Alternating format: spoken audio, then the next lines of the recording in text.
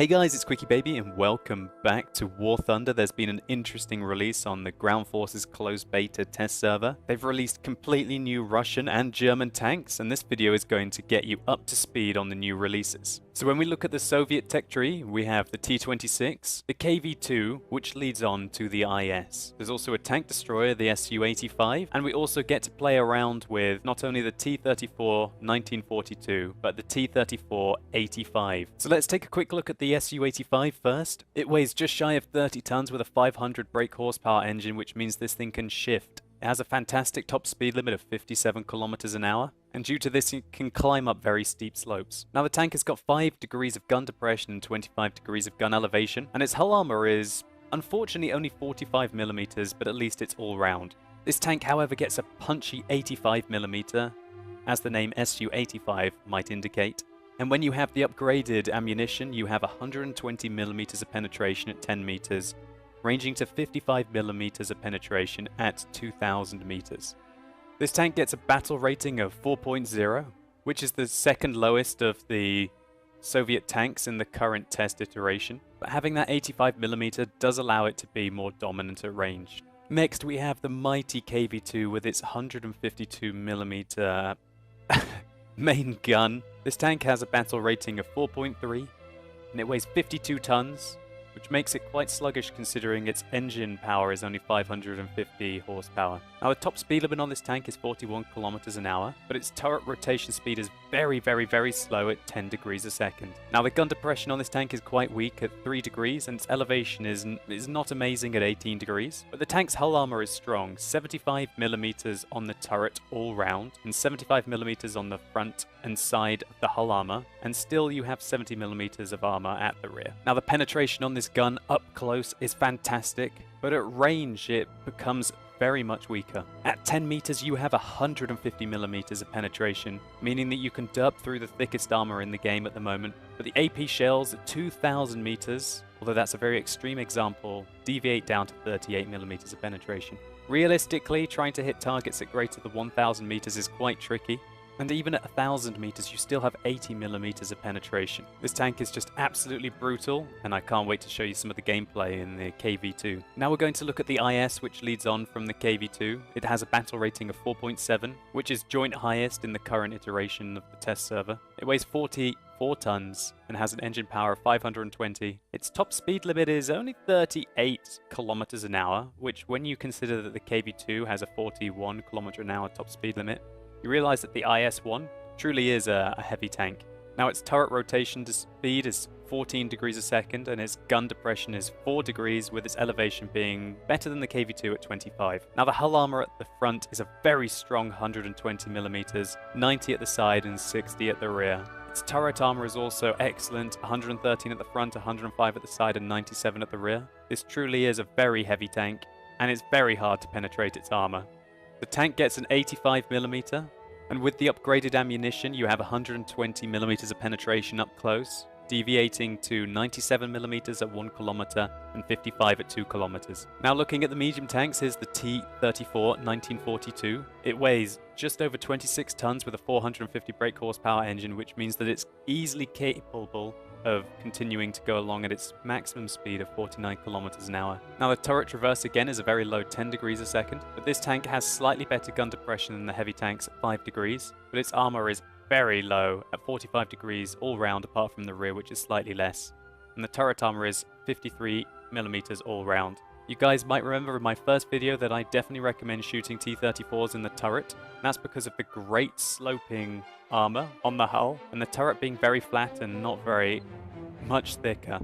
This tank uses a 76mm gun, but it has a range of ammunition upgrades, meaning that with the APCR shells you can have 116mm of penetration up close and 102 at 500 meters and 60 at 2,000 meters. Those APCR shells perform very well. Moving up to the T-34-85, this tank is heavier but has a better engine to compensate. Its top speed limit is an excellent 57 kilometers an hour, and it keeps that 5 degrees of gun depression from the T-34. Now the hull armor is the same at 45 millimeters all round, but the turret armor is significantly better with 90 at the front, 75 at the side and 52 at the rear.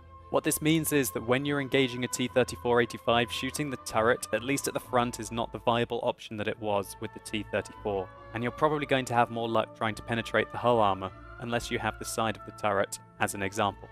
Now this tank has an excellent 85mm gun with 120mm of penetration up close, 97 at 1000 and 55 at 2000. And so there you go, that's all you need to know about the current Russian ground forces tanks on the closed beta test server. Now we're going to look at the German tanks on the test server, and here we're looking at the Jagdpanzer IV. The Jagdpanzer gets a battle rating of 4, it weighs just shy of 24 tons, and has a 300 brake horsepower engine, which means it can shift around at its 45 km/h top speed limit. This tank has also got 5 degrees of gun depression, which gives it a degree of flexibility over slopes, and its hull armor is 50 at the front, 30 at the side, and 22 at the rear. Now this tank packs a very nasty 75mm with a variety of ammunition types. Its standard ammunition has 105 up close, but you can load APCR, which seems to be better in nearly every way, capable of doing 145mm of penetration up close, 95mm at 1000 and 54mm at 2000 meters. This tank is definitely best used at long ranges with the APCR ammo, hopefully remaining unseen and raining down death on targets that your friends have spotted for you. Now we're going to have a quick look at the Panzer III Alps M. We can see that this tank does have side skirts, which make it look really mean. This has a battle rating of 3, making it one of the lowest in the current iteration of the test. It weighs 22.5 tons with a 300 brake horsepower, but it has a great top speed limit of 53 km/h. Now this tank has got 10 degrees of gun depression, which make it very flexible over slopes. And you're probably going to have to use this because your hull armor is very thin at 50mm at the front, 30 at the side and 50 at the back. And the turret armor is 57 at the front, 30-30. Now this tank uses a 50mm gun, but interestingly it can upgrade the ammunition and have APCR shells. This means that the tank can have 145mm of penetration very close, but this definitely deviates very quickly, and it degrades at ranges to 70mm at 500 and only 10mm at 2000. You're better off using the standard ammunition at 1000 meters as an example, as it does have 47mm of pen compared to the 30 of the APCR. However, I still strongly recommend to use the APCR and try and get up close and personal, and that 145mm of penetration will allow you to take out your targets effectively.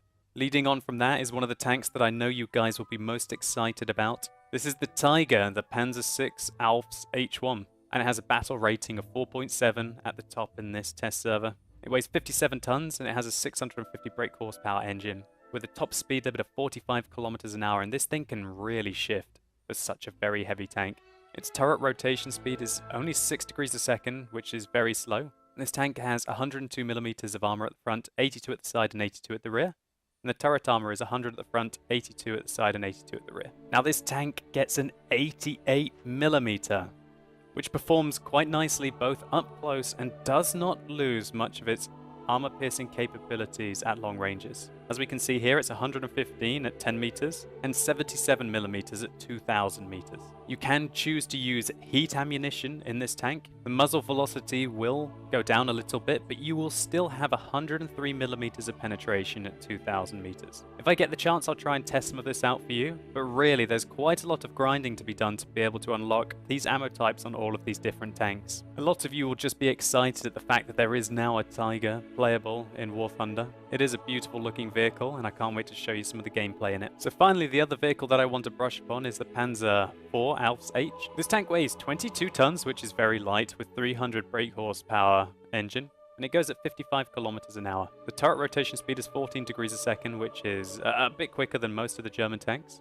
And again, it has excellent gun depression like the Panzer III. Now, the hull armor on the tank is much better at the front, with 80mm, 30 at the side and 30 at the rear. That means you need to be very careful about getting shot in the side and the rear in this tank, because even the low caliber guns will be able to easily penetrate you at long ranges. So keep your front armor facing the enemy, and hope they don't shoot you in the turret, because the turret's only got 50 at the front, 30 at the side and 30 at the rear. If you're fighting a Panzer IV, you want to be shooting it at the turret if you have its front armor, and then just aim anywhere on the side and anywhere on the rear, really. This tank gets a nice little 75mm. Its standard ammunition means it gets 105mm of penetration up close, degrading to 44mm of penetration at 2000 meters. This tank can load heat ammunition, which standardizes the penetration at all ranges to 87mm, and it can choose to load APCR shells, which is what I would recommend, giving it 145mm of penetration up close, and still having 95mm of penetration at 1000 meters. So there you go guys, these were quick reviews of all of the tanks on the current test server. I'm now going to be recording gameplay in as many of the tanks as I can and releasing that in other videos. So guys, I hope you enjoyed this video. If you did, please consider rating it down below and let me know what you think about all of the different tanks in the comments. There's a hell of a lot to talk about. What do you think about the ammunitions as an example? Do you think